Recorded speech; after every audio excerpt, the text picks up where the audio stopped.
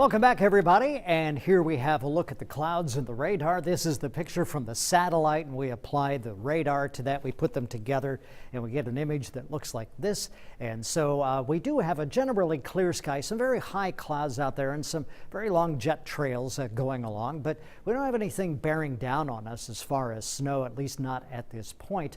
We have a little light snow up here into Iowa, but it seems to be running into some drier air, and so I do have snow on the forecast. And I'm tracking a possibility of snow, but that's not going to happen tonight. So you don't have to worry about snow being around tonight. If you have things to do, if you have places to go, you're going to be just fine.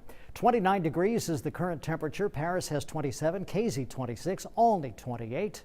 Robinson 31, Vincennes 31, and Linton 34 degrees. Actually broke the freezing mark today, and that was good. And solar radiation, the radiation that comes from the sun, can sometimes melt icicles and melt ice and so on, and that is the reason that you see some puddles around, even though the temperature itself really didn't, in many cases, get above freezing. We actually had a little melting going on.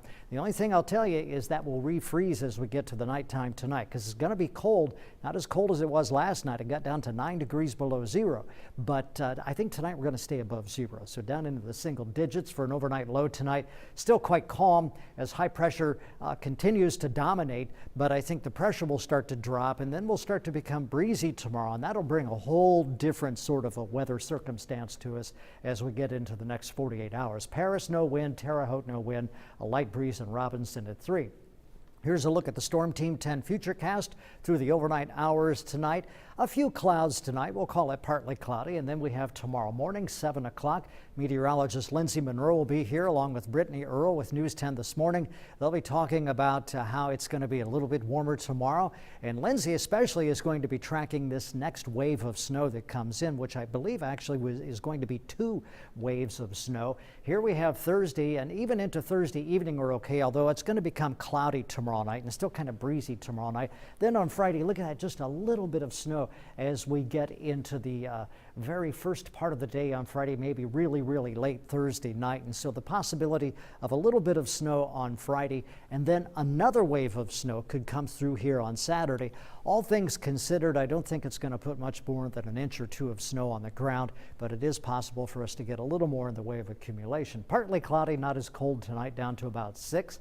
And then for tomorrow, partly sunny, becoming breezy, a high tomorrow of 35 degrees.